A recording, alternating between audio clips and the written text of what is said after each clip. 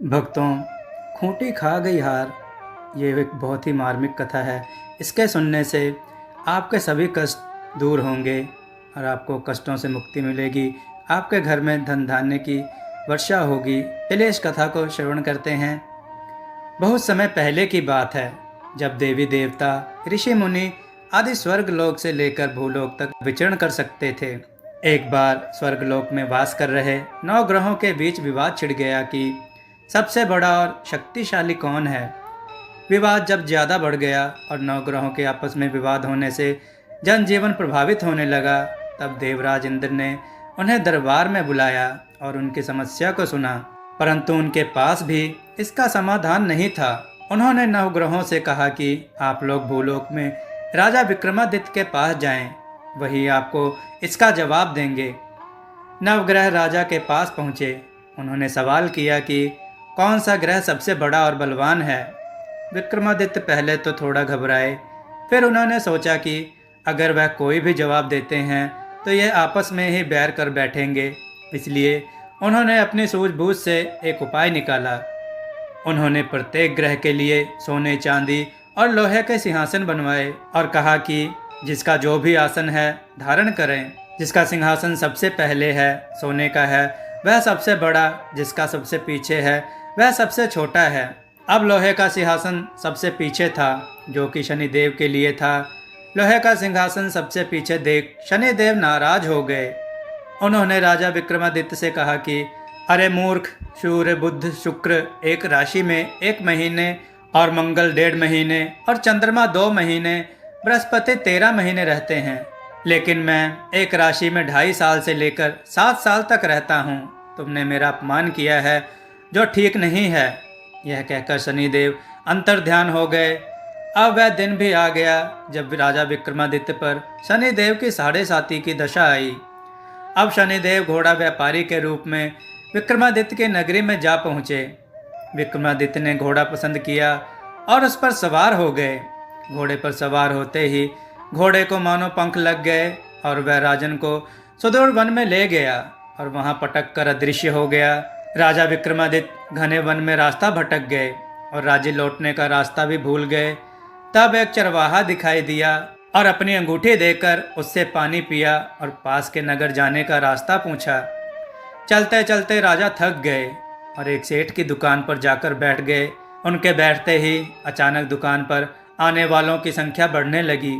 सेठ ने सोचा यह व्यक्ति बहुत ही भाग्यशाली है, इसलिए सेठ ने राजा को रोक लिया और उनसे भोजन ग्रहण करने का अनुरोध किया। सेठ राजा को भोजन करता हुआ छोड़कर थोड़ी देर के लिए बाहर चला गया। अब खाते खाते राजा विक्रमादित्य ने देखा कि खूंटी पर टंगे हार को खूंटी निगल रही है। सेठ जब वापस आया तो हार गायब देखकर उसे राजा पर शक हुआ। उसने नगर के सैनिकों को बुलाकर राजा विक्रमादित्य को उनके हवाले कर दिया। नगर के राजा ने विक्रमादित्य के हाथ पैर कटवाने का आदेश दे दिया। अब राजा की हालत बहुत बुरी हो गई। इतने में एक तेली उधर से गुजरा और उसे राजा विक्रमादित्य पर रहम आ गया। उसने उसे अपने कोल्हू पर बैठा दिया और बैलों को हाँकने का काम दिया। इससे विक्रमादित्य को 2 जून की रोटी मिलने का जुगाड़ बन गया। धीरे धीरे राजा का बुरा वक्त गुजरने लगा और शनिदेव की दशा समाप्त हो गई। वर्षा ऋतु आई, मेघ छाने लगे और एक रात राजा विक्रमादित्य मल्हार गाने लगे कि वहीं पास से राजकुमारी मनभावनी की सवारी निकल रही थी। जैसे ही राजकुमारी के कानों में विक्रमादित्य के स्वर पड़े, वह मुग्ध हो गई।